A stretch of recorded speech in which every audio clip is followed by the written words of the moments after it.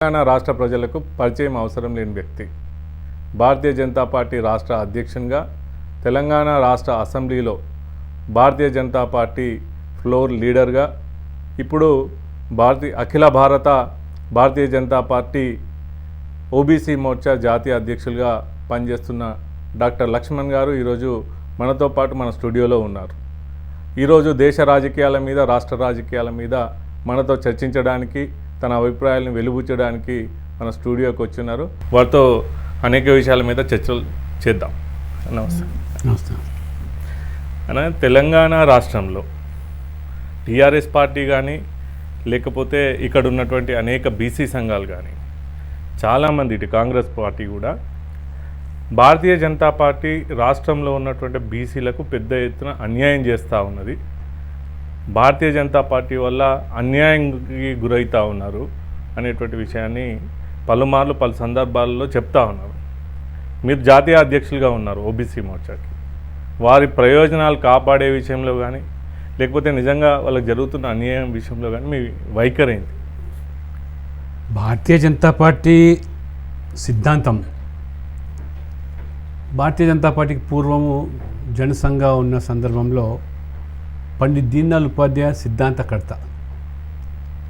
వారి యొక్క సిద్ధాంతం మేరకు అంత్యోదయ అనేటువంటి వాదం, సమాజం నుండి చిట్ట చివరి వ్యక్తి ఎవరైతే పేదవాడునో, అత్యంత పేదవాడు, వాడికి మొదటగా ఈ దేశ సంపద వారికి చెందాలి అనేటువంటి ఆలోచనతో పనిచేసేటువంటి పార్టీ భారతీయ జనతా పార్టీ.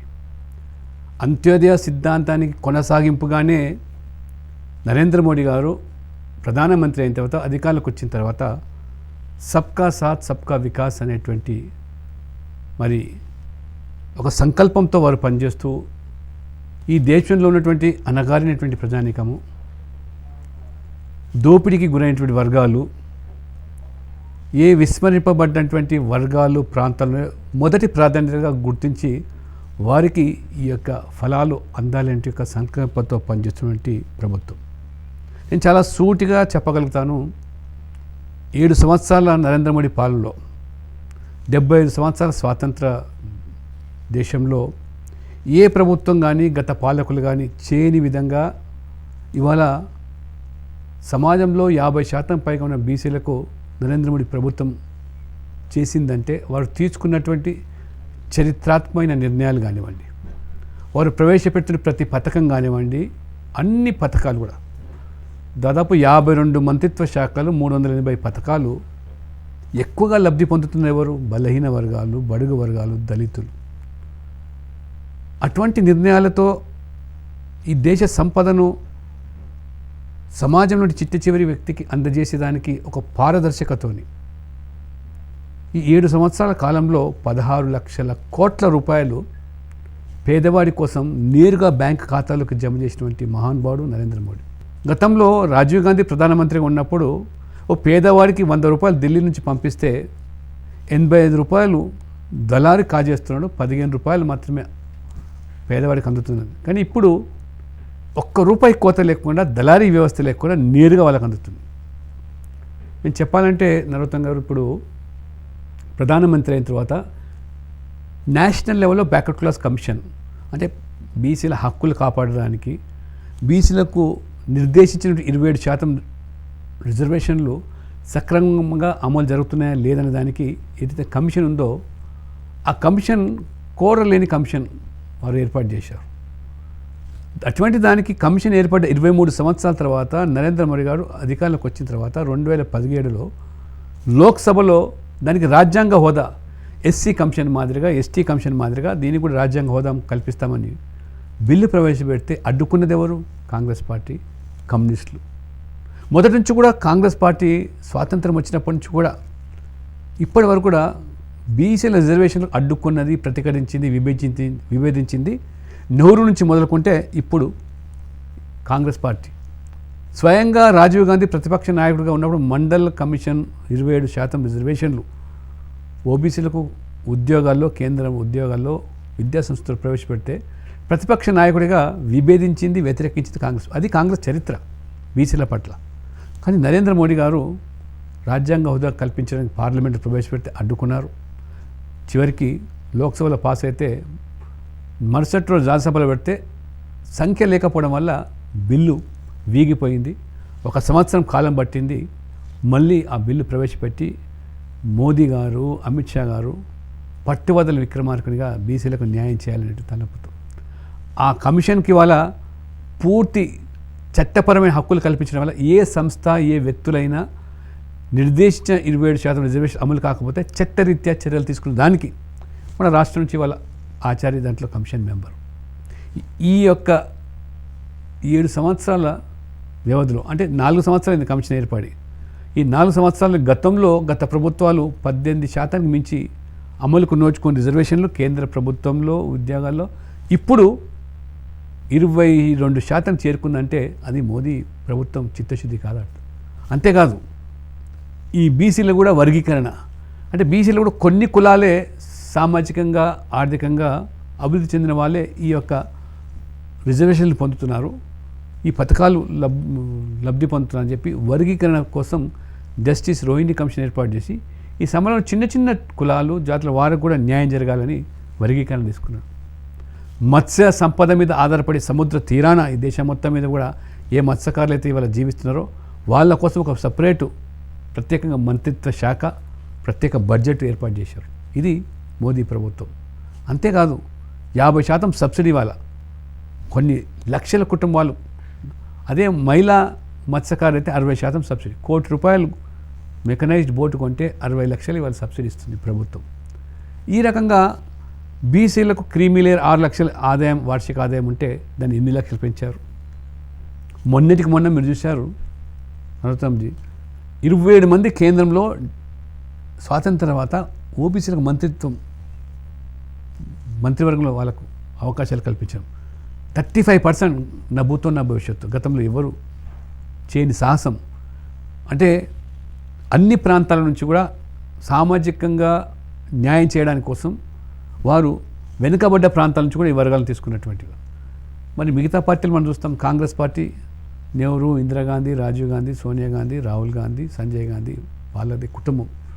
వాళ్ళకి న్యాయం జరిగితే మొత్తం దేశానికి న్యాయం జరిగినట్టుగా. మన రాష్ట్రంలో టీఆర్ఎస్ కేసీఆర్, కేటీఆర్, కవితారావు, హరీష్ రావు, సంతోష్ రావు. రాష్ట్రంలో 0.5% జనాభా లేనటువంటి వాళ్ళు తెలంగాణ రాష్ట్రంలో ఇవాళ అడుగుతున్నాను, తెలంగాణలో ఎంతమంది బీసీలకు మంత్రి పదవులు ఇచ్చారు? అంతేకాదు బీసీలకు మాత్రం 12 మందికి, ఎస్సీలకు మంత్రివర్గంలో మొదటిసారి 8 మంది ఆదివాసీలు, గిరిజనులు, 5 మంది మైనార్టీలు. మైనార్టీలు అంటే మిగతా పార్టీల నిర్వచనంలో డిక్షనరీలో ముస్లింలు మాత్రమే. మోదీ నిర్వచనంలో ముస్లింతో పాటు బౌద్ధులు, సిక్కులు, జైన్లు, క్రిస్టియన్స్ 5 మందికి స్థానం కల్పించారు. 11 మంది మహిళలకు ఇవాళ మొదటిసారిగా ఒక మహిళకు మొదటిసారిగా దేశ రక్షణ శాఖ మంత్రి ఇచ్చింది, మహిళలను గౌరవించినటువంటి. ఇవాళ ఫుల్ ఫ్లెజ్డ్ ఫైనాన్స్ మినిస్టర్ ఒక మహిళకి ఇచ్చింది. ఇది సామాజిక న్యాయ సూత్రానికి అక్షరాలు అమలు చేస్తున్నటువంటి మోదీ ప్రభుత్వం. అంతేకాదు మొదటిసారి ఈ సంవత్సరం 27% కేంద్ర విద్యా సంస్థల్లో రిజర్వేషన్లు అమలు కావడం. ఇన్ని సంవత్సరాల నుంచి వాళ్ళకి చట్టం వచ్చినా అమలుకు నోచు ఏ ప్రభుత్వం కూడా అడిగిన వాడు లేరు. కేంద్రీయ విద్యాలయాల్లో, నవోదయ పాఠశాలలో, సైనిక్ స్కూల్స్లో, అదే రకంగా నల్సర్లో లేదా ఇవాళ లా యూనివర్సిటీస్లో మొదటిసారి ఈ సంవత్సరం దాదాపు 3 లక్షల మంది ఓబీసీ విద్యార్థులకు రిజర్వేషన్లు కల్పించి వారికి నాణ్యమైన విద్య, తక్కువ ఫీజులతో క్వాలిటీ ఎడ్యుకేషన్ ఇస్తున్నది ఇవాళ మోదీ ప్రభుత్వం. ఇంతకంటే నీటిలో మొన్న ఆల్ ఇండియా కోటాలో మెడికల్లో మెడిసిన్స్ కానీ ఎంబీబీఎస్, ఎండి, బీడీఎస్, ఎంఎస్ అక్కడ కూడా 27% రిజర్వేషన్ కల్పిస్తే 4,500 మంది డాక్టర్లు అయ్యే అవకాశం మోదీ ప్రభుత్వం బీసీలకు కల్పించారు. అంతేకాదు సామాజిక వివక్షకు గురైన వర్గాలకే మాత్రం కాకుండా ఆర్థికంగా కూడా అగ్రవర్ణాల్లో పేదలు ఉన్నారు, వాళ్ళు కూడా న్యాయం జరగాలని చెప్పి మొదటిసారి ఈ ప్రభుత్వం ఈడబ్ల్యూఎస్ కింద ఎకనామికల్ వీకర్ సెక్షన్ 10% రిజర్వేషన్ ఇచ్చే ప్రభుత్వం నరేంద్ర మోడీ ప్రభుత్వం. బీసీ, ఎస్సీ, ఎస్టీలు, మైనార్టీలే కాదు అగ్రవర్ణాల్లో పేదలు కూడా న్యాయం చేస్తున్న ప్రభుత్వం పార్టీ. ఇప్పుడు తెలంగాణ రాష్ట్రంలో మాదిరిగా ఇక్కడ ఉన్నటువంటి ముదిరాజులు కానీ, బెస్తలకు కానీ, యాదవులకు కానీ వారి ఆర్థిక స్వావలంబన కోసం డైరెక్ట్గా ఇక్కడ ఉన్నటువంటి రాష్ట్ర ప్రభుత్వం నిధులు ఇచ్చి వాళ్ళని ఆదుకుంటా ఉన్నది. ఆ మాదిరి కేంద్ర ప్రభుత్వం సహాయం చేస్తలేదు అనేది టీఆర్ఎస్ ప్రభుత్వం మాట్లాడుతూ ఉన్నారు. టీఆర్ఎస్ నిజానికి కూడా అట్లాంటి సంక్షేమ పథకాలు మీరు ఎందుకు చేస్తలేరు? టీఆర్ఎస్కు అసలు సామాజిక న్యాయం అన్నా, బడుగు వర్గాలు, బలహీన వర్గాలు, దళితులన్నా ఇది మొసలి కన్నీరు కపట ప్రేమ. దళితుల్ని ముఖ్యమంత్రి చేస్తున్నారు. మొదటగా దగా చేసింది దళితుల్ని ఈ ప్రభుత్వం. తెలంగాణ రాష్ట్రం వస్తే దళితులు ముఖ్యమంత్రి అవుతుందని చెప్పి దళితులు తెగించి కొట్లాడారు. తెలంగాణ తెచ్చుకున్నారు. దళిత పనిందో తెలిసిపోయింది. 3 ఎకరాల భూమి ఉన్న దళితులకు లేదు. నువ్వు బీసీల కోసం కూడా ఎంతసేపు బర్రెలు, గొర్రెలు, మేకలు, చేపలు చదువుకొని ఉన్నత స్థాయికి ఎదిగి ఉద్యోగాలు మంచి వాళ్ళ జీవ ప్రమాణాలు పెంచడానికి నిర్ణయాలు తీసుకోవడానికి బదులుగా ఇవాళ కేంద్రం నుంచి వచ్చేటువంటి మరి ఈ యొక్క ఫెడరేషన్ ద్వారా, కార్పొరేషన్ ద్వారా నిధులు అప్పులుగా తీసుకొని గొర్రెలు, మేకలు, బర్రెలు మంచుతున్న తప్పితే వారికి ఉద్యోగాలు ఎందుకు కల్పించడం లేదు? తెలంగాణ వస్తే, చిన్న రాష్ట్రం వస్తే చిన్న కులాలకు కూడా గౌరవం పెరుగుతుంది, గుర్తింపు వస్తుంది భావించి పస్తులు మాని, కులవృత్తులు మానుకొని సమ్మె చేశారు. సకల జనులు సమ్మెలు చేశారు. పస్తులున్నారు. నేత, గీత, మత్స, కమ్మరి, కుమ్మరి, వడ్రంగి, చాకలి, నాయి వీళ్ళందరూ కూడా పనులు మానుకొని పస్తులుండి అపురూపమైన సమ్మె చేస్తే ఇవాళ ఎవరి పాలైంది తెలంగాణ అంటే? ఒక కుటుంబం పాలైంది అది. ఇవాళ చెప్తున్నాను, ఇవాళ మీకు నోటిఫికేషన్ లేవు, ఉద్యోగాలు లేవు, కొలువులు లేవు. ఇంకా కొలువులు లేనప్పుడు రిజర్వేషన్లు ఎక్కడ? ఇవాళ నువ్వేమన్నావు? బీసీ సప్లాన్ తీసుకొస్తాం జనాభా నిష్పత్తికి అనుగుణంగా. కానీ సాక్షాత్తు కౌన్సిల్లో నువ్వు మాట్లాడినావు, వచ్చే అసెంబ్లీలో పెడతాను, ఇంతవరకు పతాలేదు. బీసీ ఫెడరేషన్ అన్నావు, కార్పొరేషన్లు దరఖాస్తులు పెండింగ్లు ఉన్నాయి. 5,50,000 మంది 3 సంవత్సరాలు అయింది. బ్యాంకులు రుణాలు ఇవ్వడానికి సిద్ధంగా ఉన్నారు. మార్జిన్ మనీ కోసం ఉన్న బీసీ కార్పొరేషన్లు పూర్తిగా నిర్వీర్యం చేశావు. ఎంబీసీలు అన్నావు, అసలు ఎంబీసీలకు నిర్వచనం ఏంటిది? 1000 కోట్లు అన్నావు. ఎంబీసీలు అంటే సంచార జాతులు ఈ దేశంలో పొట్టకూటి కోసం గంగిరెద్దుల వాళ్ళు, లేకపోతే రకరకాలైనటువంటి ఆ వృత్తి మీద ఊరురా తిరిగి మన ధర్మం కోసం, మన సంస్కృతి కోసం రామాయణ, మహాభారత, భాగవతాన్ని ప్రచారం చేసి స్వాతంత్ర ఉద్యమంలో కీలకమైన భూమిక వహించిన సంచార జాతులు 36 కులాలు ఈ రాష్ట్రంలో. ఆ కులాలను ఎంబీసీ అని చెప్పి పెట్టి 1000 కోట్లని 10 కోట్లు కూడా ఖర్చు పెట్టలేదు. ఇది మీ యొక్క చిత్తశుద్ధి. మరి బీసీ ఫెడరేషన్లు అన్నావు, కుల వృత్తుల మీద ఆధారపడే వరకు ఆ ఫెడరేషన్లు పెట్టావు. ఆ ఫెడరేషన్లో చైర్మన్కు చైర్ లేదు, ఫ్యాన్ లేదు, ప్యూన్ లేడు, బడ్జెట్ లేదు. ఏం చేస్తారు ఉద్ధరించడం? కాబట్టి పక్తు బీసీ వ్యతిరేక విధానాలతో కొనసాగుతున్నటువంటి ప్రభుత్వం, పార్టీ ఇది. అంతేకాకుండా ఇవాళ ఫీ రియంబర్స్మెంట్, బీసీలో ఉన్నటువంటి కొంతమంది క్రైస్తవులకు ఫుల్ ఫీ చేస్తున్నారు.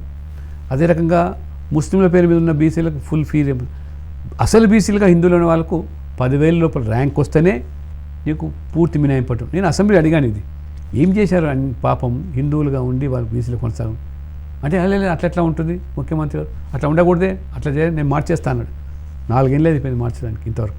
పైపెచ్చు ఈ బీసీ జాబితాలో ముస్లింలు చేర్చి బీసీలు పొట్టగొడుతున్నారు, బీసీల వాటాగా చేస్తున్నారు. ఎంతెందుకు ఇవాళ రాజకీయంగా కూడా ఇవాళ విద్యా ఉద్యోగాలనే కాదు రిజర్వేషన్లు తనుకుపోతుంది. ఇవాళ బీసీ ఏల ముస్లింలు ఉన్నారు, బీసీ బీల ముస్లిమ్స్ ఉన్నారు. బీసీ ఈ పేరు మీద స్వర్గీయ రాజశేఖర్ 4% ఇస్తే తగుదనమ్మా అని చెప్పి ఇప్పుడు నువ్వేం చేసావు? ఇంకా దాంట్లో 14 కులాలని చెప్పి కలిపి ఇవాళ మొత్తం ముస్లింలు బీసీ సర్టిఫికేట్ తీసుకొని బీసీ వాటదనుకోతాం. ఒక చిన్న ఉదాహరణ చెప్తా. నేను మొన్న ఆంధ్రప్రదేశ్ పోయాను టూర్లో. చిలుకలూరుపేటలో మున్సిపల్ ఎన్నికలు జరిగితే అక్కడ 12 మంది గెలిచారు కౌన్సిలర్స్. 12 మందిలో ఆ బీసీ రిజర్వేషన్స్ ఉంటే 8 మంది ముస్లిమ్స్, 4 హిందువులు బీసీలు. హైదరాబాద్ జిహెచ్ఎంసీలో 150 డివిజన్లో 50 బీసీలకు రిజర్వేషన్లు. ఈ 50లో 32 మంది ముస్లిం మజ్లిస్ కార్పొరేటర్లు బీసీలు, 18 మంది అసలు బీసీలు. అంటే కేవలం ఓటు బ్యాంక్ రాజకీయాల కోసం నీవు ఏ రకంగా బీసీలకు చెందాల్సినటువంటి వాటాను, హక్కులను కాలరాస్తూ ఉంటే ఇది బీసీ ప్రభుత్వం అని ఎట్లా చెప్పుకుంటారు? బీసీలలో పెద్ద నాయకునిగా చలామైనటువంటి ఆర్ కృష్ణయ్య అట్లాంటి వాళ్ళు కూడా తెలంగాణ రాష్ట్రానికి భారతీయ జనతా పార్టీ అన్యాయం చేస్తూ ఉన్నది, బీసీ గణనను వెంటనే చేపట్టాలి, బీసీ గణన చేపడితే తెలంగాణలో బీసీలకు న్యాయం జరుగుతుందని చెప్తా ఉన్నారు. నేనేమంటున్నానంటే, ఎందుకు భారతీయ జనతా పార్టీ ఇప్పుడు బీసీ సంక్షేమం కోసం ఇంత చేస్తున్నదని చెప్తా ఉన్నారు మీరు? ఎందుకు భారతీయ జనతా పార్టీ బీసీ గణన చేపట్టాలి? బీసీ సంఘాలు గమనించాలి. నేను ఇవాళ కూడా చెప్తాను, 7 సంవత్సరాల్లో నరేంద్ర మోడీ బీసీ సానుకూల నిర్ణయాలు, విధానాలు చేపట్టింది చరిత్రమైన. గతంలో ప్రభుత్వమే చేసిందా చెప్పమండి? వారు ఒప్పుకుంటున్నారు ఇటువంటి నిర్ణయాలు ఎవరు చేయలేదు. నేను ఇంకొకటి చెప్పదలుచుకున్నాను. అర్థం ఇవాళ మొట్టమొదటిగా 70 సంవత్సరాల్లో అత్యంత వెనుకబడ్డ సామాజిక వర్గానికి సంబంధించిన వ్యక్తి దేశానికి ప్రధానమంత్రి కాగలిగినాడు. అది బీజేపీ వల్ల సాధ్యమైంది, బీజేపీలో సాధ్యమైంది. ఒక పేద కుటుంబంలో పుట్టిన వ్యక్తి, ఛాయ అమ్ముకున్న వ్యక్తి. కాంగ్రెస్లో సాధ్యమా? నెహ్రూ తప్పితే ఇందిరాగాంధీ కావాలి, ఇందిరాగాంధీ తర్వాత రాజీవ్ గాంధీ కావాలి, రాజీవ్ గాంధీ తర్వాత సోనియా, వీళ్ళే కావాలి తప్పితే కుటుంబం. ఇవాళ మీ పార్టీ సామాజిక న్యాయమైంది. ఇవాళ టీఆర్ఎస్ పార్టీ ఏంటిది? నేను అడుగుతున్నాను, ఇవాళ ఒక బీసీని ముఖ్యమంత్రి సంఘ దేవుడు ఎరుగు, మీ పార్టీ అధ్యక్షునిగా చేస్తారా బీసీని? ఇవాళ టీఆర్ఎస్ పార్టీ తండ్రి ప్రెసిడెంట్, కొడుకు వర్కింగ్ ప్రెసిడెంట్. ఇది మీ సామాజిక న్యాయం. కాబట్టి బీసీ సంఘాలు ఇవన్నీ ఎందుకు మాట్లాడలేకపోతున్నారు? అన్నిటికంటే తీరా అన్యాయం ఏంటంటే, మహానుభావుడు స్వర్గీయంలో ఉన్నటువంటి ఎన్టీ రామారావు స్థానిక సంస్థల్లో 34% బీసీలకు రిజర్వేషన్ కల్పించారు. రాజకీయంగా ఎదగాలి, చిన్న చిన్న స్థాయి నుంచి ఎదగడానికి, ఎందుకంటే ఎమ్మెల్యేలు ఎంపీలు అందరూ కాలేరు, వాళ్ళ యొక్క ఇబ్బందులు, ఆర్థికపరమైన సమస్య. అటువంటి 34% ఉన్నటువంటి ఈ లోకల్ బాడీ రిజర్వేషన్లు, పంచాయతీలు, మండలాలు, జిల్లా పరిషత్లు, ఈ మహానుభావుడు కేసీఆర్ వచ్చిన తర్వాత దాన్ని 18%కి 22% కుదిస్తే మరి సంఘాలు ఎందుకు ఉద్యమం చేయలేకపోయినా, ఎందుకు గట్టిగా మాట్లాడకపోయినా? ఓ సర్పంచ్గా ఎదిగితే రేపు మళ్ళీ అతను ఒక మండల పరిషత్తు లేదా జిల్లా పరిషత్తు, తర్వాత ఎమ్మెల్యే, ఎంపీ అయ్యే అవకాశాలు. దేవేందర్ గౌడ్ లాంటి వ్యక్తులు జిల్లా పరిషత్ గెలిచి వాళ్ళు ఎమ్మెల్యే అయినాడు, ఆర్థిక మంత్రి అయినాడు, హోమ్ మినిస్టర్ అయినాడు, ఆంధ్రప్రదేశ్లో నెంబర్ 2 మినిస్టర్గా కొనసాగినాడంటే అది సామాజిక న్యాయం. కానీ నువ్వు వచ్చిన తర్వాత ఏ రకంగా ముగ్గులను తుంచివేశావు, రాజకీయంగా ఎదగకూడదని చెప్పి ఎందుకు సంఘాలు మాట్లాడలేకపోతున్నాయి? ఎందుకు ఈ ప్రభుత్వం నిలదీయలేకపోతున్నాయి? ఎందుకు బీసీలందరూ ఎందుకు ఇవాళ ఓటేస్తున్నారని చెప్పలేకపోతున్నాయి? అది వారి విజ్ఞత. అందుకని నేను అడుగుతున్నాను, ఇవాళ భారతీయ జనతా పార్టీ ఒక దళితుని రాష్ట్రపతి చేశాం. మీరు చేయగలుగుతున్నారా? ఇవాళ రాష్ట్రంలో ఒక బీసీని అధ్యక్షుని చేశాం, ఒక ఎస్సీని అధ్యక్షుని చేశాం, ఆల్ ఇండియా లెవెల్లో ఎస్సీని అధ్యక్షుని చేశాం. ఇది మీ పార్టీలు, ప్రాంతీయ పార్టీలు, నథింగ్ బట్ అవన్నీ ఫ్యామిలీ ఓరియంటెడ్ పార్టీస్, కుటుంబ పార్టీలు. నరేంద్ర మోడీ ఏంటంటే కాశ్మీర్ నుంచి కన్యాకుమారి వరకు, అటక్ నుంచి కటక్ వరకు, ఏ వర్గమైనా, ఏ ప్రజలైనా సబ్కా సాత్ సబ్కా వికాస్ నినాదాలు బాగా వాళ్ళంతా నా కుటుంబ సభ్యులను భావించి వారికి న్యాయం చేస్తూ ఉంటే మీరేమనుకుంటున్నారు? నా కుటుంబానికి న్యాయం చేస్తే మొత్తం తెలంగాణ న్యాయం జరిగినట్టు. కల్వ కుటుంబంలో ఉన్నటువంటి అందరి పరివార సభ్యులకు న్యాయం జరిగితే తెలంగాణ ప్రజలకు, దళితులకు, బీసీలకు, ఓసీలకు అందరికీ న్యాయం చేసేట్టుగా పోతుంది. ఇప్పుడు మిగిలింది ఎవరండి? మన అదృష్టం అనుకోవాలి, ఆ బుడ్డోడికి వయసు లేదు. వయసు ఉంటే వాడు కూడా ఇప్పటికి ఎమ్మెల్సీయో, ఎమ్మెల్యేనో, ఎంపీ అయిపోయేవాడు. కాబట్టి ఉన్న వాళ్ళందరికీ రాజకీయ నిరుద్యోగం అంతా తీర్చేసినాడు. మిమ్మల్ని సూటిగా ఒక ప్రశ్న అడుగుతున్నా. బీసీ కులగణనను చెయ్యాలనేసి దేశవ్యాప్తంగా డిమాండ్ చేస్తూ ఉన్నారు. తెలంగాణ రాష్ట్రంలో కూడా మొత్తం బీసీ సంఘాలు, ఆర్ కృష్ణయ్య అట్లాంటి వ్యక్తులు డిమాండ్ చేస్తూ ఉన్నారు. బీసీ కులగణన చేయడంలో భారతీయ జనతా పార్టీకి ఇబ్బంది అయింది. తప్పు లేదు. ఒక బీసీ ప్రధానమంత్రి ఉన్నప్పుడు జరగాలని బీసీ సంఘాలని కోరుకోవడం తప్పు లేదు, ఆశించడం తప్పు లేదు. బీజేపీ కులాల గణాంకాలకు వేరొక వ్యతిరేకం కాదు కూడా. స్వయంగా సుష్మా స్వరాజు, రాజ్నాథ్ సింగే ఆ రోజు ప్రస్తావించారు, బీసీలో కూడా జనాభా గణాంక వివరాలు చేపట్టాలి. కానీ స్వాతంత్రం వచ్చిన తర్వాత ఏ పార్టీ ఇంతవరకు అధికారంలో పార్టీ చేయలేకపోయినాయి. ఆ కాంగ్రెస్ పార్టీని సమర్థించిన ఈ ప్రాంతీయ పార్టీలు వాళ్ళైతే డిమాండ్ చేస్తున్నారో వాళ్ళు ఒకప్పుడు వాళ్ళందరూ భాగస్వాములే, వాళ్ళు ఉన్నప్పుడు కూడా చేయలేదు. కానీ 2011లో చిదంబరం హోంమంత్రిగా ఉన్నప్పుడు ఆ ఒత్తిడి తట్టుకోలేక చేస్తామని చెప్పి ప్రైవేట్ ఏజెన్సీల ద్వారా, ఎన్జిఓల ద్వారా 6,000 కోట్ల రూపాయలు ఖర్చు పెట్టి లెక్కలు తీస్తే తీరా ఏం చేశారు? మొదటికే మోసం చేశారు. ఈ దేశంలో 46 లక్షల కులాలు ఉన్నాయని, ఒక మహారాష్ట్రలో 4,28,000 కులాలు ఉన్నాయని, హర్యానాలో 5,000 బీసీ కులాలు ఉన్నాయని, ఈ రకంగా గోత్రాలు, నామాలు అన్నీ సేకరించి 46 లక్షలు చేస్తే ఆ రకంగా మొత్తం ఇవాళ దాన్ని పూర్తిగా తేనెతెత్త కలిసిన పరిస్థితి తీసుకొస్తే ఇది ఇవాళ అవరోధంగా మారింది. ఎవరిని కాదంటాం ఇవాళ? అంతేకాకుండా మొత్తం ఈ దేశంలో విభిన్న జాతులు, విభిన్న సంస్కృతులతో ఉన్నటువంటి ఈ దేశం ఇవాళ ఒక కులం, దేశమంతా కూడా ఒక బీసీగా కొనసాగే పరిస్థితి లేదు. ఇవాళ వైశ్యులు బీహార్లో ఓబీసీలు, మిగతా మనం అందరం కూడా అగ్రవర్ణాలుగా భావిస్తాం. అదే రకంగా కర్ణాటకలో పక్క రాష్ట్రం, అక్కడ చౌదరీలు, కమ్మాలు, రెడ్లు, అక్కడ ఓబీసీలు. తెలంగాణలో మనం వారందరూ కూడా ఓసీల కింద ప్రవేశిస్తాం. కొన్ని ప్రాంతాలు ఉత్తరప్రదేశ్లో, ఉత్తరాఖండ్లో బ్రాహ్మణులు కూడా ఓబీసీలు. ఒక కులాన్ని ఓబీసీగా దేశం మొత్తం తీసుకోవడానికి ఉన్న అవరోధాలు, ఇబ్బందులు అనేకం ఉన్నాయి. అందుకనే పాలనాపరమైన ఇబ్బందులు ఉన్నాయి, న్యాయపరమైన చిక్కులు ఉన్నాయి. అంతేకాకుండా సాంకేతికపరమైన కారణాల వల్ల కూడా చేయలేకపోతున్నామని చెప్పాం తప్పితే చేయమని లేదు.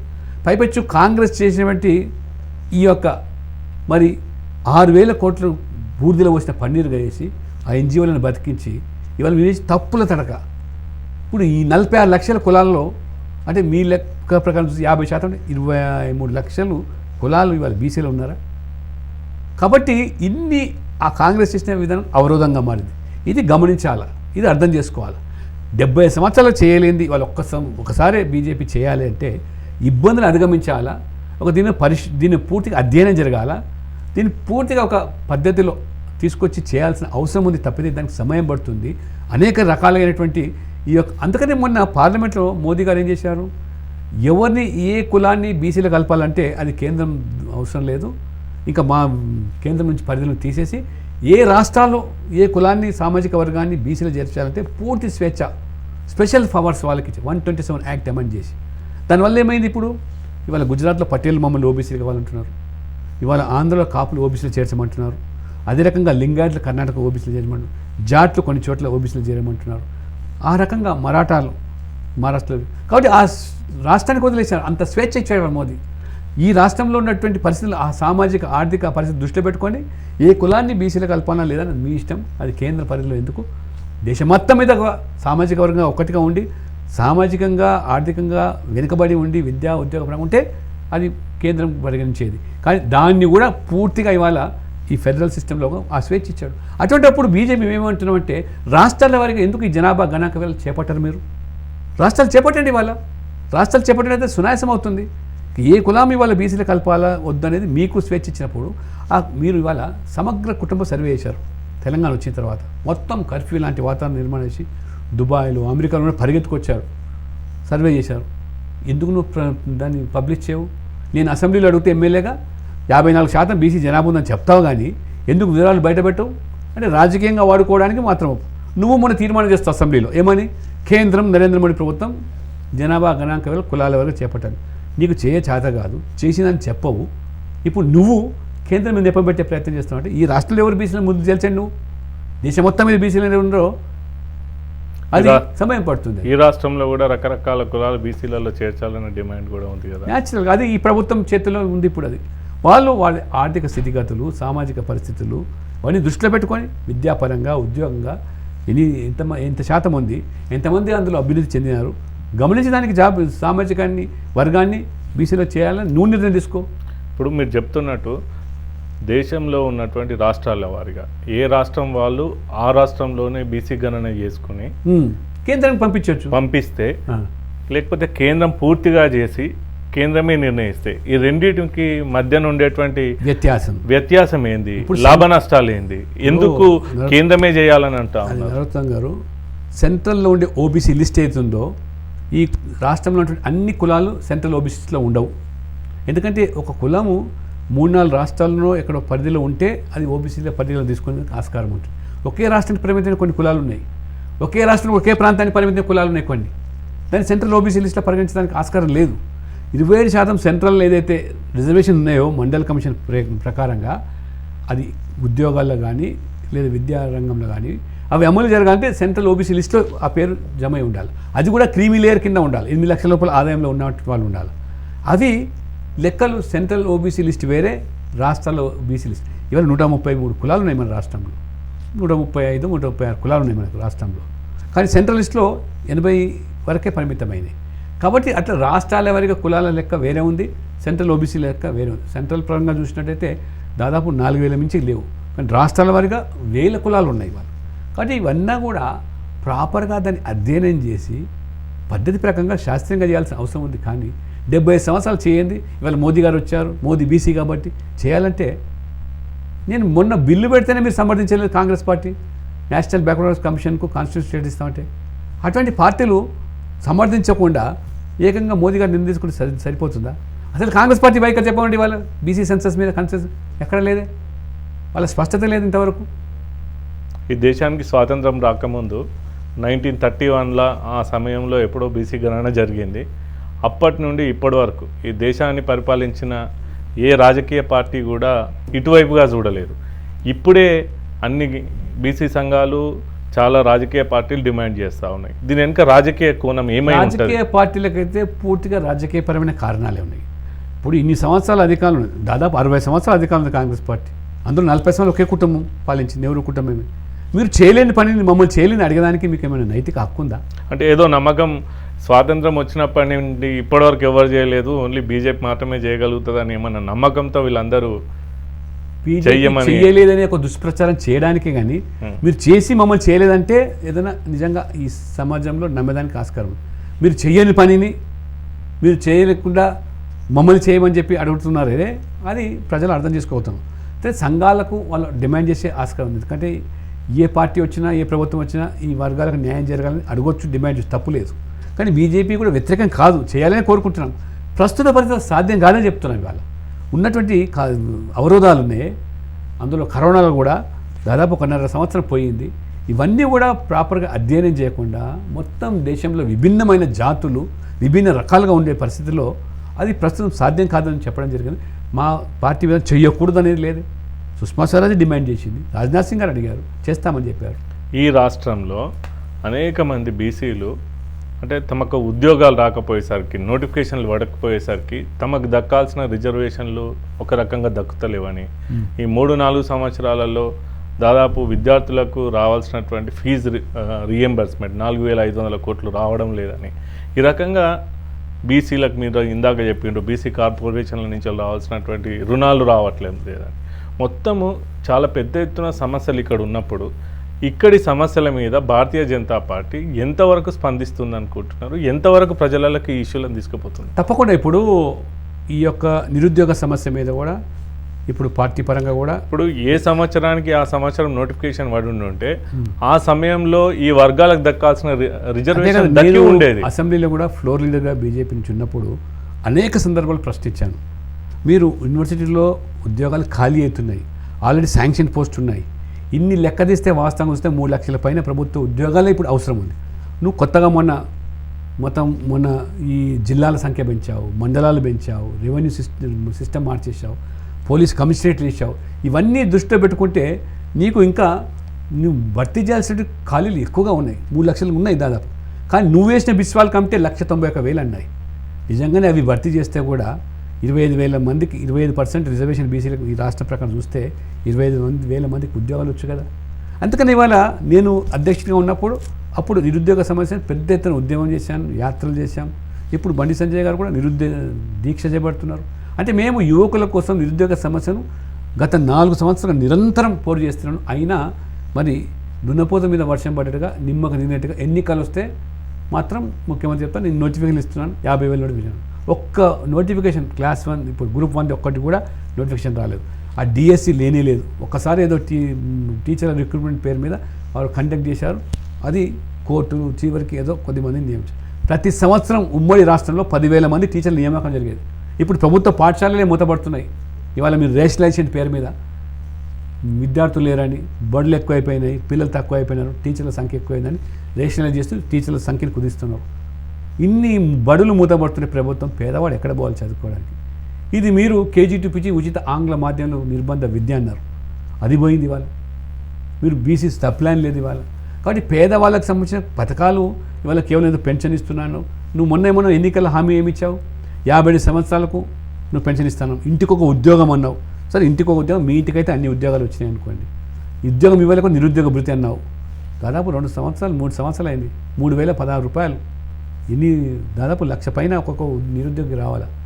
ఈ రకంగా మీరు ఇచ్చిన హామీలు చూసినట్టయితే రైతు రుణమాఫీ అన్నావు, అది అటకెక్కించేసావు. ఒక్కటి కూడా ఇవాళ అమలు చేయకుండా మన దళిత బంధు అన్నావు, ఓట్ల కోసం దళితులు దగ్గర చేస్తూ ఉన్నారు. మళ్ళీ 3 ఎకరాల భూమి అటకెక్కిపోయింది. డబుల్ బెడ్రూమ్ హౌస్ లేనే లేదు. ఇప్పుడు ఇన్ని రకాల హామీలు కేవలం ఓట్ల కోసం ఇస్తున్నాం, తాయిలాలు ప్రకటిస్తున్నాం, కానీ ఆచరణలోకి వచ్చేసరికి శూన్యంగా ప్రజలు గమనిస్తున్నారు.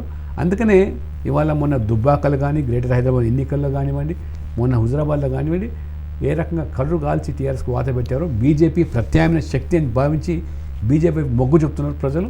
ఖచ్చితంగా రేపు 23లో జరిగే ఎన్నికల్లో హుజరాబాద్ ఎన్నికలకు ముందు బీసీ బంద్ని రాష్ట్ర వ్యాప్తంగా అమలు చేస్తా అని చెప్పిండు. ఈ బీసీ బంద్ విషయంలో మీ అభిప్రాయం ఏంటి? ఇప్పుడు నేనేమంటున్నా, అనేక కుల వృత్తులు ఉన్నాయి ఇవాళ మన రాష్ట్రంలో. ఏ కుల వృత్తి మీద వాళ్ళకి మొత్తం బీసీలకి ఇవ్వకండి బంధు. ఇప్పుడు నేత, గీత, మత్స, కమ్మరి, కుమ్మరి, వడ్రంగి, చాకలి, మంగలి వీళ్ళందరూ కూడా ఆ వృత్తుల కోసం ఆధునీకరించేటువంటి పరికరాలు కొనుక్కోవడానికి 10 లక్షలు ఇవ్వండి. మార్కెటింగ్ వ్యవస్థ కల్పించండి. మీరు వృత్తిగా 10 లక్షలు ఇస్తామంటే కూడా అవసరం లేదు. వాళ్ళకి కావాల్సిన పరికరాలు ఇవాళ ఎవరండి ఈ వృత్తులను కూడా మొత్తం కార్పొరేట్ వ్యవస్థ ఇవాళ కబలిస్తున్నది. ఇవాళ రజకులకు సంబంధించినటువంటిది మొత్తం ఇవాళ డ్రైయింగ్ మిషన్స్ అన్నీ వచ్చేస్తున్నాయి. సలూన్ల ఏసీ సలూన్స్, ఆధునికరమైన పరికరాలు వచ్చేసినాయి. చేనేత మగ్గాలు పోయినాయి, ఇవాళ మిల్స్ వచ్చేస్తున్నాయి. ఆ రకంగా ప్రతి గీతా కార్మికులు తాటి చెట్టు ఎక్కితే ఇవాళ పరిస్థితి. ఇవాళ లిక్కర్ పెరిగింది కానీ కళ్ళు లేదు, నీరా లేదు. కాబట్టి ఆ వృత్తులను కాపాడేదాన్ని కుమ్మర్లు ఇవాళ ఎంత డిమాండ్ ఉంది మార్కెట్లో. కుండలు కానీ ఇవాళ పండుగలు వస్తున్నాయి. ఇవాళ పండుగలప్పుడు ఇవాళ నిజంగా ఆ మట్టి, ఆ భూమి నువ్వు వాళ్ళకు కల్పించినట్టయితే ఇవాళ గణేష్ ఉత్సవ సందర్భంగా కానివ్వండి, లేదా దుర్గమ్మ పూజల సందర్భంగా కానివ్వండి, ఈ ప్రతిమలు తయారు చేయడానికి కొంచెం చైనా నుంచి కొనుక్కునే దుస్థితి వస్తుంది. ఆ కమ్మలకు ఉపాధి కలుగుతుంది కదా. కనీసమైనటువంటి మీకు ముందు చూపు లేదు, దురదృష్టి లేదు. ఎంతసేపు బర్రెలు ఇస్తా, మేకలు ఇస్తా, మీరు ఆ రకంగా సాగండి, మేము మాత్రం పాలిస్తామంటే అది ఎంతవరకు న్యాయం అండి? వీళ్ళ జీవన ప్రమాణాలు పెంచడానికి వాళ్ళని కూడా ఉద్యోగంలో లేకపోతే ఉపాధిలో వ్యాపారాలకు రాణించడానికి పెట్టండి. ఆ రకంగా పారిశ్రామికవేత్తలు తయారు చేయడానికి నరేంద్ర మోడీ గారు స్టాండప్ ఇండియా కింద ఎస్సీ, ఎస్టీ మహిళల కోసం ఉదారంగా ఇవాళ నిధులు ఇస్తూ ఉన్నారు. ముద్రా కింద ఇవాళ నేనే వారికి పూచిగా ఉంటా అని చెప్పి కొన్ని కోట్ల మందికి వాళ్ళు రుణాలు ఇస్తూ ఉన్నారు. మీ ప్రభుత్వం ఏంది? బీసీ కార్పొరేషన్లో 3 సంవత్సరాలు దరఖాస్తులు పెండింగ్ ఉన్నాయి. కాబట్టి ప్రజలు గమనిస్తున్నారు. ఒక రంగం అని కాదు, అన్ని వర్గాలు అసంతృప్తిగా ఉన్నారు. అన్ని ప్రాంతాల్లో కూడా అశాంతి ఉంది. రైతులు ఇవాళ వాళ్ళని మోసం చేస్తూ ఉన్నారు. నిరుద్యోగులను మోసం చేశారు, దళితులను మోసం చేశారు. మొదటి 5 సంవత్సరాలు మహిళనే మీ మంత్రి లేదు మీ ప్రభుత్వంలో. ఇక మీరు సామాజిక న్యాయం, ఈ వర్గాలకు న్యాయం అంటే ఇవాళ మహిళా సంఘాలకు దాదాపు 740 కోట్ల రూపాయలు వడ్డీ లేని రుణాల పేరు మీద ఈ ప్రభుత్వం ఈ మహిళలకు బాకీ. తెలంగాణ రాష్ట్రం ఏర్పాటు జరిగిన తర్వాత దాదాపు 1,50,000 కోట్లు ఖర్చు పెట్టి అటు కాళేశ్వరం, ఇటు పాలమూరు రంగారెడ్డి నిర్మించి పుష్కలంగా నీరిచ్చి తెలంగాణ రైతులతోటి పెద్ద ఎత్తున వరి పంటను పండిస్తే దిగుబడి పెరిగితే తీరా ఈ టైంలో మీరు కేంద్రం డైరెక్ట్గా మేము వడ్లు సేకరించాము, ఉప్పుడు బియ్యం సేకరించామని చెప్పి తెలంగాణ రైతాంగాన్ని నష్టపరుస్తున్నారు. మేము ఇంత తెలంగాణ రైతుల అభివృద్ధి కోసం కష్టపడి ఇన్ని ప్రాజెక్టులు కట్టి నీళ్లు తెస్తే అని వారు అంటున్నారు. దానికి నిజంగానే తెలంగాణ రైతులు నష్టపోతున్నారు. 1 కోటి ఎకరాలు సాగులోకి తీసుకొస్తా అని చెప్పాడు ముఖ్యమంత్రి. ఇక తన మాదిరిగా 1 ఎకరానికి ₹1 కోటి సంపాదించేటువంటి క్యాప్సికం పండించవచ్చు అన్నాడు. మరి అటువంటిది ఇవాళ పుష్కలంగా నీళ్ళు వస్తూ ఉంటే వరి వేసే పరిస్థితి ఇవాళ వరి వద్దని నువ్వెందుకు అంటున్నారు? ఇవాళ కేంద్రం వడ్లు కొనదంటలేదు. వడ్లు ఎంత పండించినా కొనడానికి సిద్ధంగా ఉంది. కానీ ఇవాళ ఇవాళ ఏదో పారబాయిల్డ్ రైస్ ఏది ఉందో అది మాత్రమే మిల్లర్లకు మేలు చేసే విధంగా ఆ మిల్లర్లలో ఇదంతా మిషనరీలో టెక్నికల్గా సాంకేతిక మార్పులు తీసుకొచ్చి ఆ రకంగా మీరు పండిస్తే ఇబ్బంది లేదు. అంతేకాదు మీరు పంట మార్పిడి కోసం తీసుకునే చర్యలు ఏమిటి? అందుబాటులో విత్తనాలు తీసుకొచ్చే సరఫరా చేస్తున్నారు రైతులకు, లేదా మార్కెటింగ్ వ్యవస్థ ఏమైనా నిర్మాణం చేశారు మీరు? అవన్నీ ఏం చేయకుండా వరి వేయొద్దు, వరి వేస్తే ఊరి అని మీరే చెప్తుంటే ఎట్లా? కాళేశ్వరం గడుతుంది ఎందుకు? మరి కేంద్రం మాత్రం అని చెప్పలేదు ఎక్కడ కూడా. కానీ మీరు అన్నట్టుగా ఇవాళ 2వ పంట వేసినప్పుడు దేశమంతా కూడా ప్రజలు తినే బియ్యం ఏదుందో అది మాత్రం కొనుగోలు చేస్తాం. ప్రజలు తినని బియ్యాన్ని మీరు అంటగడితే ఎంత సాధ్యం? కానీ ఇవాళ రైతులు బియ్యం పండిస్తలేరు, వడ్లు పండిస్తున్నారు. వడ్లు కొనడానికి సిద్ధంగా ఉన్నాం. కానీ నీవు ఇప్పుడు బియ్యమే తీసుకోవాలనేటువంటి మొండి పట్టుదలతో ఉంది. కాబట్టి అందుకనే ప్రజలు అర్థం చేసుకుంటే ఇక్కడ అంటున్నారంటే ఇక్కడ ఉన్నటువంటి ప్రత్యేక వాతావరణ పరిస్థితుల దృష్ట్యా ఇక్కడ ఉప్పుడు బియ్యమే సాధ్యమవుతుంది.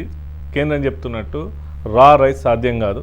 కాబట్టి తెలంగాణ రైతాంగానికి న్యాయం జరగాలంటే ఉప్పుడు బియ్యమే శరణ్యము, ఉప్పుడు బియ్యమే తీసుకోవాలి. పంట మార్పిడులు నీ మాదిరి క్యాప్సికం కోసం ఎందుకు రైతులకు ఇవాళ నువ్వు మోటివేట్ చేయవు? కావాల్సినటువంటి మరి విత్తనాలు ఎందుకు సరఫరా చేయవు? భూసార పరీక్షలు అని చెప్పడం, ఏ భూమిలో ఏ పంట పడుతుందో రైతుకు తెలియదు. నీకు అగ్రికల్చర్ ఫీల్డ్లో సిబ్బందే లేరు చెప్పడానికి. ఊళ్ళల్లో పోయి రైతే ఏదో వరుణదేవుని నమ్ముకొని పంట వేస్తున్నాడు. అంటే కేంద్రం చెప్పినట్టు రా రైస్ ఇస్తే తెలంగాణ రాష్ట్ర ప్రభుత్వానికి వచ్చే నష్టం ఏంటి? ఇవాళ నిజంగానే తెలంగాణ రైతులకు మేలు చేయాలని ఆలోచన నీకు ఉన్నట్టుంటే ఇవాళ పంట మార్పిడి కోసమైన చర్యలు తీసుకుని ఉన్నట్టయితే ఇవాళ రైతులు బ్రహ్మాండంగా 2వ పంట ఏదైనా పండించు, కూరగాయలు పండించవచ్చు, పండ్లు పండించవచ్చు, బ్రహ్మాండంగా నువ్వు దానికి కావాల్సినటువంటి సదుపాయాలు కల్పించవచ్చు. నువ్వు ఇంతవరకు ఇవాళ కేంద్రానికి నువ్వు రాతపూర్వకంగా ఇచ్చావే నువ్వే, నేను మరి ఫలానా రెండో పంటల సందర్భంగా ఈ బియ్యమే పంపిస్తానని చెప్పి కేంద్రం కూడా సిద్ధంగా ఉన్నదే. కానీ నీవు నీ చేతగాని తెల వల్ల నీ వైఫల్యాన్ని ఇవాళ అంటకట్టడానికి కేంద్రం మీద బురద చల్లితే, అసలు వాస్తవంగా చెప్పాలంటే ఇవాళ హుజురాబాద్ ఎన్నికల తర్వాత ప్రజల దృష్టి మళ్లించడానికి బీజేపీ తిరుగులేని శక్తిగా ఎదుగుతున్నది. ఆ విజయం, ఆ యొక్క పరిస్థితి పార్టీ విస్తరించే ప్రమాదం ఉంది, పార్టీ చొచ్చుకునే ప్రమాదం ఉందని, అందుకనే ప్రజల దృష్టి మళ్లించడానికి హుజురాబాద్ గెలుపు, లేదా ఈ మధ్యలో హైదరాబాద్లో జిహెచ్ఎంసీ గెలుపు, ఈ దుబ్బాక గెలుపును చిన్నదిగా చేసి చూపించడానికి ఈ రకమైనటువంటి తొండి అంటారే, తొండి ఎత్తుకొని ఈ రకంగా ఈరోజు మంత్రులు మాట్లాడుతుంటే నవ్వుకుంటున్నారు. ఇవాళ ఎప్పుడూ లేని విధంగా గత 2 నెలల నుండి భారతీయ జనతా పార్టీ మీద తీవ్రంగా విమర్శలు చేస్తూ ఉన్నారు. అదే సమయంలో అంటే భారతీయ జనతా పార్టీ నాయకులు ప్రజలలోకి పోతే దాడులు చేసే ప్రయత్నం చేస్తూ ఉన్నారు. ఎందుకు ఈ రాజకీయ మార్పు వచ్చింది 2 నెలల్లో? అంటే మీరు దీన్ని ఏ రకంగా ఎదుర్కోబోతా ఉన్నారు? నిరాశ నిస్పృహల్లో అధికారాన్ని హస్తగతం చేసుకోవడానికి, అధికారాన్ని శాశ్వత ప్రాతిపదిక చేసుకోవడానికి గతంలో ఇందిరాగాంధీ చేసే తప్పిదమే. ఆ రోజు అలహాబాద్ హైకోర్టు తీర్పు వల్ల ఇందిరాగాంధీ ఎన్నిక చెల్లదని రద్దు చేయాలంటే ఏ రకంగా మొండి పట్టుదలతో ఎమర్జెన్సీ విధించి నేను అధికారం కొనసాగిస్తున్నారో, అధికారం అనుభవించినటువంటి వీళ్ళు ఇవాళ అధికారం లేకుండా గిలగిల కొట్టుకునే పరిస్థితి వస్తుంది. అధికారం చేతుల నుంచి కోల్పోయే ప్రమాదం వస్తుందని చెప్పి ఒకవైపు బీజేపీ దూసుకొస్తుంది, ప్రజలు బీజేపీని ఆదరిస్తున్నారని చెప్పి. కాబట్టి మీరు ఎన్ని దాడులు చేసినా, దౌర్జన్యం చేసినా, తప్పుడు కేసులు పెట్టినా, లేదా అధికార యంత్రాంగాన్ని భారతీయ జనతా పార్టీ కార్యకర్తల మీద ఎగదోసినా, ప్రజాస్వామికంగానే శాంతియుతంగానే ప్రజలను చైతన్యం చేస్తాం, ప్రజలను కూడగట్టుకుంటాం, అన్ని వర్గాల ప్రజలను ఏకం చేస్తాం. టీఆర్ఎస్ని ఎదుర్కొనేటువంటి దమ్ము, ధైర్యము, సత్తా, సాహసం ఒక బీజేపీకి మాత్రమే ఉంది. ఈ టీఆర్ఎస్ మజ్లిస్ పార్టీ, మతోన్మాద రాజకీయాలు నడిపే మజ్లిస్ పార్టీని అంటకాగుతూ ఏ రకంగా మత రాజకీయాలు కానివ్వండి నడుపుతున్నటువంటి టీఆర్ఎస్ పార్టీ, మజ్లిస్ పార్టీకి బుద్ధి చెప్పేటువంటి ఆ సామర్థ్యం భారతీయ జనతా పార్టీకి మాత్రమే ఉందని ప్రజలు విశ్వసించే తిరుగులేని శక్తిగా ఇవాళ బీజేపీ ఎదుగుతూ ఉన్నదంటే, అంటే కాంగ్రెస్ కూడా ప్రజలు చూశారు. ఇవాళ కాంగ్రెస్ ఎందుకు నమ్మే స్థితి లేదంటే, పొరపాటున కాంగ్రెస్ గెలిపిస్తే రీటైల్గా కూడా కాదు, హోల్సేల్గా వాళ్ళు పోయి గులాబీ కండవ కప్పుకుంటున్నారు. వాళ్ళ యొక్క ప్రలోభాలకు లొంగిపోతున్నారు, అధికార పార్టీ లొంగిపోతారు. బీజేపీ మాత్రమే కార్యకర్తలు కానీ నాయకులు లొంగరు, ఎదిరించేటువంటి శక్తి సామర్థ్యం ఉన్నటువంటి వాళ్ళు కాబట్టే బీజేపీని ఆదరిస్తారు. కాబట్టి ఈ రకంగా వారు దౌర్జన్యంగా కానీ దాడులు చేసినా కానీ ఏం జరుగుతుందండి? వెస్ట్ బెంగాల్లో చేసిన దౌర్జన్య దాడుల వల్ల 3 ఎమ్మెల్యేలు ఉన్న దానికి ఏ రకంగా 87 మంది గెలిచి వచ్చారు. ఇక్కడ పరిస్థితి అదే వస్తుంది. బెంగాల్ తరహా రాజకీయాలు నడిపినా ఇవాళ త్యాగాలతో పునాదుల మీద ఏర్పడ్డ పార్టీ బీజేపీ. మేము ఆ రోజు బీజేపీలో చేరామంటే 30-40 సంవత్సరాల కింద ఏదో ఎమ్మెల్యేలు అవుతాం, మంత్రులు అవుతాం, కేంద్రంలో మా ప్రభుత్వం వస్తుంది. మేము నమ్మిన సిద్ధాంతం కోసం, ఈ దేశం కోసం, ఈ సమాజం కోసం మేము పార్టీలు చేరాం. ఆ సిద్ధాంతం పట్టుకొని నడుస్తున్నాం, అంతేగాని పార్టీని వదులుకోలేదు, పదవుల కోసం పాకులాడలేదు. అది మా వంట లేదు. కాబట్టి మేము నేర్చుకున్న పాఠాలు, ఆర్ఎస్ఎస్ నేర్పిన పాఠాలు మాకు. కాబట్టి ఖచ్చితంగా మేము ప్రజాస్వామికంగానే, శాంతియుతంగానే ప్రజలను ఏకం చేసి, ప్రజలను చైతన్యం చేసి, ఏ రకంగా తెలంగాణ సాధన కోసం ప్రజలు కులాలకు, మతాలకు అతీతంగా ఒకటై శాంతియుతంగా తెలంగాణ సాధించుకున్నాం. అదే రకంగా ఈ యొక్క కల్వకుంట్ల కుటుంబం నుంచి విముక్తి చేయడానికి కూడా అదే పంతాన్ని అవలంబిస్తాం. అదే శాంతియుతంగా, ప్రజాస్వామికంగానే మేము ఉద్యమాలు, పోరాటాలు జరిపి రాబో ఎన్నికల్లో విజయదుందుబి మోగిస్తాం. అంటే ఈ మధ్యకాలంలో భారతీయ జనతా పార్టీలో అయినా, టీఆర్ఎస్ పార్టీలో అయినా బెంగాల్ తరహా రాజకీయాలు అనేటువంటి మాటనే ప్రధానంగా వినిపిస్తూ ఉంది. నిన్న కూడా అమిత్ షా గారు బెంగాల్ తరహా పోరాటం చేయమని భారతీయ జనతా పార్టీ శ్రేణులకు చెప్పినట్టు మీడియాలో విన్నాం. అదే సమయంలో ముఖ్యమంత్రి గారు కూడా బెంగాల్ తరహాలోనే మీరందరూ కూడా బీజేపీ మీద వీధి పోరాటాలు చేయండి అనేసి టీఆర్ఎస్ అంటే శ్రేణులకు చెప్పినట్టు కూడా విన్నాం. అసలు ఈ బెంగాల్ తరహా ఏంటి? అసలు బెంగాల్ తరహా రాజకీయాలు అంటే ఏంటి? బెంగాల్ తరహా రాజకీయాలు అంటే అమిత్ షా గారు కూడా చెప్పింది, ఏ రకంగా బెంగాల్లో కార్యకర్తలు త్యాగాలు చేసినా కానీ ఈ దేశం కోసం, రాష్ట్రం కోసం పాటుపడ్డారు.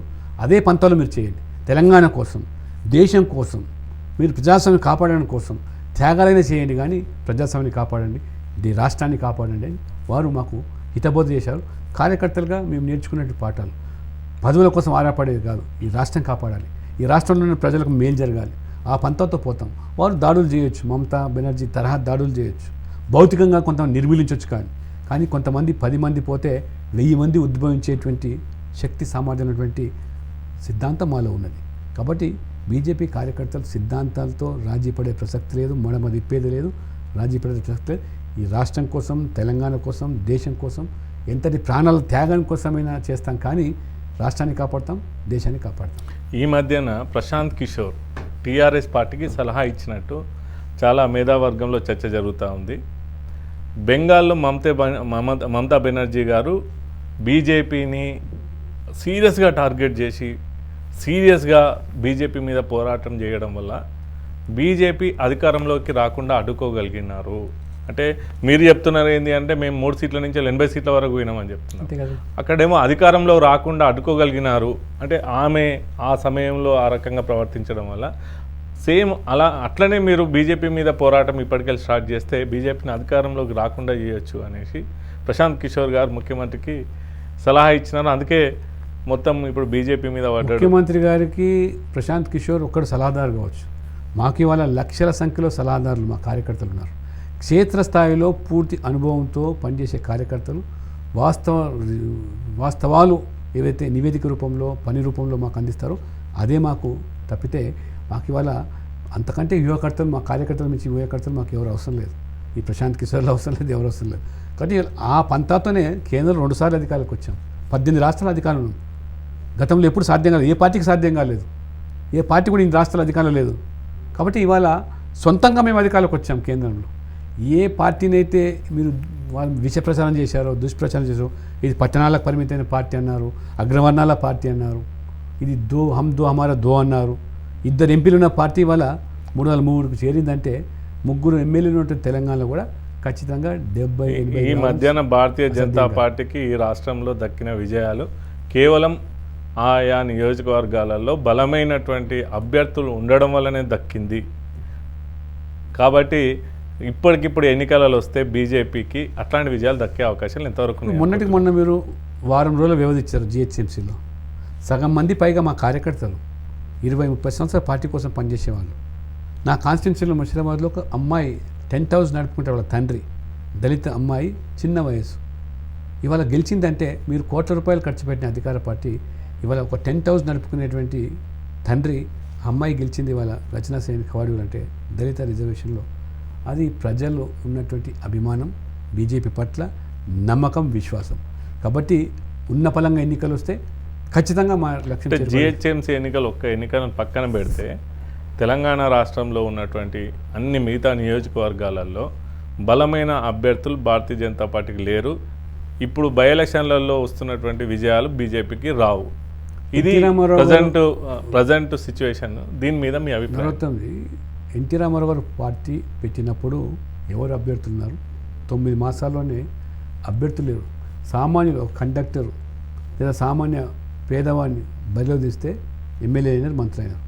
మొన్న ఎందుకు ఢిల్లీలో ఆమ్ ఆద్మీ పార్టీ ఎవరు దాని క్యాండిడేట్స్ ఇప్పటికి కూడా ఎమ్మెల్యే సగం మంది పేర్లు ఎవరు తెలియదు. కాబట్టి ఇవాళ ప్రజలు మార్పు కోరుకుంటున్నప్పుడు ఖచ్చితంగా ఆ పతన దిశకు అధికార పార్టీ వచ్చినప్పుడు ప్రత్యామ్నాయ శక్తిగా బీజేపీని చూస్తున్నప్పుడు బీజేపీలో ఎవరు అభ్యర్థులు, కార్యకర్తల లేదా నాయకుల ప్రజాబలం ఉందా లేదా, ప్రజలే సమర్థించి గెలిపించినటువంటి చరిత్ర ఉంది. కాబట్టి ఖచ్చితంగా మాకు నమ్మకం ఉంది. అంతేకాదు ఇవాళ చాలామంది ఇవాళ కాంగ్రెస్లో, టీఆర్ఎస్లో మోదీ తరహా పాలన రావాలి, బీజేపీ రాష్ట్రంలో రావాలి, ఈ కుటుంబ పాలన, నియంత్రణ పాలన పట్ల విసిగిపోయిన వాళ్ళు మా వైపు కూడా చూస్తున్నారు. అనేక మంది చేరి ఉన్నారు ఈ పార్టీకి కూడా. బీజేపీ ప్రజాబలం ఉన్న వాళ్ళు కేవలం బీజేపీ మీద ఓట్లు పడేంత బీజేపీ ప్రజలకు చొచ్చుకొని పోయింది అనుకుంటున్నారా ఇప్పుడున్న పరిస్థితుల్లో? ఇప్పుడు నేను అధ్యక్షుడిగా ఉన్నప్పుడే ఒంటరిగా పోటీ చేశాం, అసెంబ్లీలో అన్ని స్థానాలకు పోటీ చేశాం, పార్లమెంట్ పోటీ చేశాం, 4 సీట్లు సొంతంగా గెలుచుకున్నాం, దాదాపు 20% ఓట్లు వచ్చినాయి. బీజేపీ సొంతంగా పోటీ చేస్తాం. ఎవరు? సామాన్య కార్యకర్త. సంజయ్ ఎవరు? కార్పొరేటర్గా ఉన్నటువంటి ఎంపీగా అయినాడు. ఎవరి మీద? ముఖ్యమంత్రి సమీప బంధు, అనుభవజ్ఞ, రాజకీయ పరిణతి ఉన్నటువంటి వినోద్ మీద గెలిచాడు. ముఖ్యమంత్రి కూతురు కవితమ్మ మీద ఒక కార్యకర్త గెలిచినాడు. ట్రైబల్ సీట్లో బీజేపీ గెలిచింది. కాబట్టి సాధ్యమా అంటే ఇది కళ్ళ ముందున్న చరిత్ర. ఇది ఖచ్చితంగా సాధ్యమే. 4 సీట్లు గెలిచినాం, 20% ఓట్లు సంపాదించినాం. ఇవాళ దాదాపు మరి 3 సంవత్సరాలు అవుతుంది. పార్టీ పెరుగుతుంది, గెలుపు ఇంకా విజయాలు పరంపర కొనసాగుతుంది తప్పితే అటువంటి దిశలో మేము దూసుకుపోతున్నప్పుడు ప్రజలు ఎప్పుడైతే మార్పు వారి ఏదైతే పతనం ప్రారంభమైందో వారి గ్రాఫ్ పడిపోతుంది. మా యొక్క గ్రాఫ్ పెరుగుతున్నప్పుడు ప్రజలు పెరుగుతున్న పార్టీ, ఆదరిస్తున్న పార్టీగా గుర్తిస్తున్నారు తప్పితే, కాబట్టి ప్రజలు హుజరాబాద్లో మీరు చూశారు ఎన్ని వందల కోట్లు ఖర్చు పెట్టారు. పార్టీ పరంగా 100 కోట్లు, ప్రభుత్వ పరంగా 1000 కోట్లు ఖర్చు పెట్టినా ప్రజాస్వామ్యాన్ని కాపాడారు. హుజరాబాద్ ప్రజలు నిజంగా వాళ్ళకు జేజేలు. మొత్తం దేశమంతా కూడా వాళ్ళ వైపు చూసింది. హుజరాబాద్ ప్రజలు ఏ రకంగా ప్రజాస్వామ్యం, వాళ్ళు తిండికి లేకపోవచ్చు, ఆకలితో అనుమతించవచ్చు, కానీ ఆత్మగౌరవం చంపుకునే జాతి తెలంగాణ జాతి కాదు. కాబట్టి తెలంగాణ ప్రజలు చాలా చైతన్యవంతులు. కాబట్టి ఖచ్చితంగా మార్పు కోసం వాళ్ళు సిద్ధంగా ఉన్నారు. ఏ రకంగా తెలంగాణ రాష్ట్రాన్ని సాధించుకున్నారు కొట్లాడి, అదే పంతలో మార్పు కూడా ఇవాళ వారు కోరుకుంటున్నారు. ఆ మార్పులోనే టీఆర్ఎస్ పతనం ఖాయం, బీజేపీ గెలుపు కూడా ఖాయం. చాలా ఒక బియ్యమే కాదు, ప్రతి పనిలో ఇవాళ జరుగుతున్న అవినీతి ప్రజలు గమనిస్తున్నారు. దానికి సంబంధించిన సమాచారాలు సేకరిస్తున్నారు. సరైన సమయంలో కేంద్రం కానీ రాష్ట్ర పార్టీ కానీ చర్యలు తీసుకోవడం ఖాయం. ప్రజలే ఇవాళ బియ్యం రీసైకిల్ జరుగుతున్నది, దాంట్లో రీసైకిల్ జరిగి మళ్ళీ ఎఫ్సిఐకి రైస్ మిల్లర్లు ఇస్తున్నారు, దానికి ముఖ్యమంత్రి అండగా ఉన్నాడు అనేటువంటిది మీరు నమ్ముతున్నారు? అదే వార్తలు సమాచారం అందుతూ ఉన్నది. మీరు నమ్ముతున్నారు? పార్టీ తప్పకుండా దృష్టి పెడుతుంది. విషయాలన్నీ తెలుసుకొస్తాం, వెలుగులు తీసుకొస్తాం, వాస్తవాలు ఎటువంటిది కూడా వెలుగులోకి తీసుకొస్తాం. ఖచ్చితంగా జరుగుతున్న పరిణామాలు గమనిస్తాం. మాకు క్షేత్రస్థాయిలో మాకు యంత్రాంగం ఉంది. అన్నీ కూడా మనం సమాచారం సేకరించే పగడ్బందీగా పోతాం కదా, ఆషామాషి కోసం ఏది మాట్లాడడం. కానీ ఖచ్చితంగా ఇవాళ ఈ రాష్ట్రంలో జరుగుతున్న అవినీతి కానీ, ఈ అవినీతి సొమ్మే కదా రాజకీయాల్లో ఇవాళ శాసిస్తున్నది. ఇక్కడ ఈ అవినీతి సొమ్ము ద్వారానే కదా ఎన్నికల్లో డబ్బులు పెట్టి కొంటా ఉన్నది ఓట్లను. కాబట్టి అవినీతి కట్టడి చేయడం అనేది పార్టీ నిర్ణయించుకుంది. కేంద్రం కూడా వారు ఇప్పుడు దృష్టి సారించారు. మీరు చూడండి, ఉత్తరప్రదేశ్ ఎన్నికల తర్వాత ఖచ్చితంగా జాతీయ పార్టీ తెలంగాణ మీద ఫోకస్ పెట్టబోతుంది. నేను జాతీయ స్థాయిలో ఒక నాయకుడిగా నాకు తెలుసు, అక్కడ జరుగుతున్న చర్చలు ఏమిటో తెలుసు. కాబట్టి మళ్ళీ మొత్తం పార్టీ యంత్రాంగం కూడా 5 రాష్ట్రాల్లో జరిగిన ఎన్నికల మీద మేము దృష్టి సారిస్తాం. మేమందరం కూడా ఆ ఎన్నికల్లో ప్రచారంలో నిమగ్నం అవుతున్నాం. మార్చి తర్వాత తెలంగాణ మీద ఫోకస్ ఉండడం ఖాయం. అన్ని విషయాలు బయటకు వస్తాయి. తప్పకుండా గెలుపు దిశమే, అధికారమే లక్ష్యంగా, అధికారం అనేది అనుభవించడం కోసం కాదు, పదవుల కోసం కాదు, ప్రజలకు మేలు జరగడానికి, ప్రజలకు సేవ చేయడానికి, ఆ రకంగా స్వచ్ఛమైన పాలన అందించడానికి ఒక సమర్థవంతమైనటువంటి నాయకత్వంతో సుస్థిర ప్రభుత్వం కోసం మేము అధికారం కోరుకుంటున్నాం. ప్రజలకు సేవ తప్పితే మేము ఆర్భాటం కోసమో, అధికారాన్ని అనుభవించడం కోసమో, లేదా ప్రోటోకాల్ కోసమో, లేకపోతే మాకు సంపాదించుకోవడం కోసమో కాదు. పేదవాడికి సేవ చేయడానికి ప్రధానమంత్రి, అందుకే పదే చెప్తున్నాడు, నేను ప్రధానమంత్రి కాదు, ప్రధాన సేవకుడిని అంటారు. వీరాల్ చౌకీదార్స్ అంటుంటారు. అందుకనే అది మా భావన. కానీ మీరు అధికారానికి ఎందుకు అనుకుంటారో, అధికారాన్ని అనుభవించడానికి కోసం, డబ్బు ప్రోగు చేసుకోవడానికి కోసం, మరి లక్షలు కోట్లు సంపాదించుకోవడానికి కోసం మీరు అధికారం కోరుకుంటారు. మేము అధికారం కోసం పేదవాడికి న్యాయం చేయాలి, అన్ని వర్గాలకు న్యాయం చేయాలి. బీజేపీ పెద్ద నాయకుల నుండి ఇప్పుడు ఎక్కువగా వినిపించే మాట కేంద్రం దృష్టి పెట్టబోతా ఉన్నది.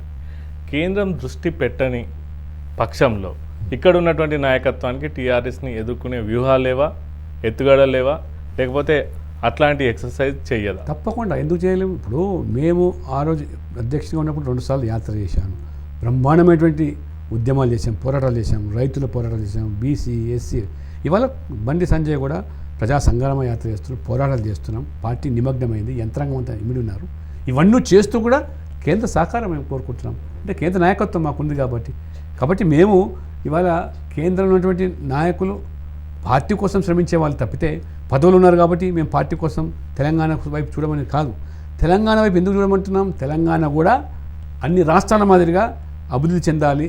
ఇవాళ గుజరాత్ తరహా, ఉత్తరప్రదేశ్ తరహా మాఫియా రాజ్యం పోవాలి. ఉత్తరప్రదేశ్లోని ప్రజలు ఏ రకంగా యోగిని కోరుకున్నారో, బీజేపీని కోరుకున్నారో ఆ తరహా అవినీతి పోవాలి, కుటుంబ పోవాలని కోరుకునే వాళ్ళకు వేదికగా మేము మా కేంద్ర నాయకత్వాన్ని చూపిస్తాం. ఎగ్జాంపుల్స్ ఇవాళ ముఖ్యమంత్రిగా ఉన్నటువంటి యోగి తన అక్క ఒక పల్లెల్లో ఛాయ్ కొట్టు అమ్ముకునే పరిస్థితి వస్తుందంటే అది బీజేపీ యొక్క సిద్ధాంతం, విధానం. నరేంద్ర మోడీ గారి కుటుంబ సభ్యులు ఎవరో ఇవాళ ఎవరి సమాజం తెలియదు. ఒక ఆయన రేషన్ షాప్ నడుపుతున్నాడు, ఒక ఆయన క్లర్క్గా పనిచేస్తున్నాడు, ఒక ఆయన ఉద్యోగం చేస్తున్నాడు. కానీ అదే వాళ్ళ సోనియా గాంధీ కుటుంబ సభ్యులు ఎవరంటే రాబర్ట్ వాదేరా, ప్రియాంక గాంధీ చెప్పుకునే పరిస్థితి. కేసీఆర్ కుటుంబ సభ్యులు ఎవరంటే ఎవరో చెప్పే పరిస్థితి ఉంది ఇవాళ. కాబట్టి అది ఆ వ్యత్యాసాన్ని, ఆ తేడాను ప్రజలు గమనించారు. కాబట్టి సేవా భావన కోసం తెలంగాణలో అటువంటి నాయకత్వం అవసరమని మేము ఆ కేంద్ర నాయకత్వాన్ని స్ఫూర్తిగా ప్రేరణ తీసుకుని పనిచేసే వాళ్ళంగా ఖచ్చితంగా ఈ రాష్ట్రంలో కూడా అటువంటి నాయకత్వం అందుబాటులో ఉందని చెప్పేదానికే కేంద్ర నాయకత్వం కూడా అన్ని విధాలుగా సహకారం కోరుకుంటున్నాం. పశ్చిమ బెంగాల్లో కేంద్ర నాయకత్వం ఎక్కువగా దృష్టి పెట్టడం వల్ల అది ఆ రాష్ట్రమేతర వ్యక్తుల మధ్య పోరాటంగా అక్కడ చిత్రీకరించబడి బీజేపీ ఓటమికి కారణమైంది అనేటువంటిది ఎన్నికల ఫలితాలు వచ్చిన తర్వాత జరిగినటువంటి చర్చ. రేపు తెలంగాణ రాష్ట్రంలో కూడా ఎక్కువగా కేంద్ర నాయకత్వం ఇన్వాల్వ్ అయ్యి రేపు కేసీఆర్ సెంటిమెంట్ క్రియేట్ చేయడంలో అందరికంటే దేశంలో ముందు ఉంటాడు. అదే పరిస్థితి నిర్మాణం అయితే దాన్ని ఏ రకంగా మీరు రెండు విషయాలు చెప్తాను. ఒకటి, మీరు పశ్చిమ బెంగాల్లో ఓటేమంటే నేను ఒప్పుకోను. కేంద్ర నాయకత్వం దృష్టి సాధించడం వల్ల 33 సీట్లు ఉన్నదాన్ని 80 సీట్లు సాధించాం. రెండవది, వాళ్ళు ప్రధానమంత్రి కావచ్చు, హోంమంత్రి కావచ్చు, మొట్టమొదటిగా మా బీజేపీ నాయకులు, కార్యకర్తలు. జిహెచ్ఎంసీ ఎన్నికలు అమిత్ షా వస్తే ఏ రకమైన ప్రచారం చేశారు? మొత్తం ఢిల్లీ దిగి వచ్చిందన్నారు. ఏమైంది? ఈ కళ్ళు బయర్లు గమ్మినట్టుగా ఇప్పుడు ఫలితాలు ఏ విధంగా వచ్చినాయి? 48 మంది గెలవడం, ఎక్కడ 2, ఎక్కడ 48 మంది. కాబట్టి మాకేమీ ఇందులో బేచజాలం లేదు. మా పార్టీ కోసం పనిచేయడానికి నరేంద్ర మోడీ ఏ స్థాయికైనా వచ్చి ప్రచారం చేస్తారు, అమిత్ షా గారు వస్తారు, వాళ్ళు మా నాయకులు మా పార్టీకి. కాబట్టి వాళ్ళు ఎన్ని రకాలుగా భావించినా వారు ఎన్ని సెంటిమెంట్స్ పండించే ప్రయత్నించారు. ఏం చేయలేదు హైదరాబాద్లో. ఢిల్లీ నాయకులు గల్లీకి అవసరమా అన్నారు. ఏమైంది? ఏం చేయలేదు, నమ్మిండ్రు ప్రజలు. కాబట్టి మా ప్రచారం. చివరిగా ఒక్క ప్రశ్న, వచ్చే ఎన్నికలలో డాక్టర్ లక్ష్మణ్ గారు ఎంపీగా పోటీ చేస్తారా, ఎమ్మెల్యేగా పోటీ చేస్తారా? నేను ఏది పోటీ చేయాలి, ఏం పని చేయాలనేది నా సొంత నిర్ణయాలు అనేది నాకు తెలిసి బీజేపీలో ఉండవు. అది భ్రమ ఎవరైనా అనుకుంటే కూడా. అధిష్టానం ఉంది, పార్టీ నిర్ణయం చేస్తుంది. లక్ష్మణ్ సేవలు ఎక్కడ అవసరమని భావిస్తే అక్కడ ఒక క్రమశిక్షణ సైనికులకు పనిచేస్తాం. కానీ సొంత కోరికలు, సొంత నిర్ణయాలు పార్టీలో ఉండవు. ఎవరైనా ఉన్నాయని భావిస్తే అది పొరపాటు. అందరూ కూడా దీన్ని అర్థం చేసుకోవాలా. ఇవాళ నేను 2 సార్లు ఎమ్మెల్యేగా ఉన్నాను, ఫ్లోర్ లీడర్గా ఉన్నాను, రాష్ట్ర అధ్యక్షునిగా పనిచేశాను, నేషనల్లో బీజేపీ సెక్రటరీగా పనిచేశాను. ఇవాళ కొత్తగా మీరు ఓబీసీ మోర్చాకు పనిచేయాలని నాకు జాతీయ అధ్యక్షుడు నడ్డా గారు పిలిచి, దేశంలో బీసీలను సంఘటన చేయాలి, 50% పైగా జనాభాను, నువ్వు అనుభవజ్ఞుడు, సీనియరు, నీ సేవలు అవసరం అంటే నేను కాదని లేదు. మీరు అన్నట్టు నాకు రాష్ట్రంలో పనిచేస్తూ దేశం మొత్తం తిరుగుతానంటే పార్టీ నా వల్ల ఏ రకంగా నా సేవలు పార్టీకి అవసరమని భావిస్తే అంతే. కానీ తప్పితే సొంత అజెండాలతో పనిచేసే వాళ్ళు చాలా బీజేపీలో అరుదుగా ఉంటారు. నేనేదో ఫలానా కావాలి, నేనేదో ఫలానా అయితేనే పనిచేస్తాను అనేది బీజేపీలో కుదరదు. ఇది అందుకనే సమిష్టి నిర్ణయం, సమన్వయంతో పనిచేసేటువంటి సంస్థ రాజకీయ పార్టీ బీజేపీ.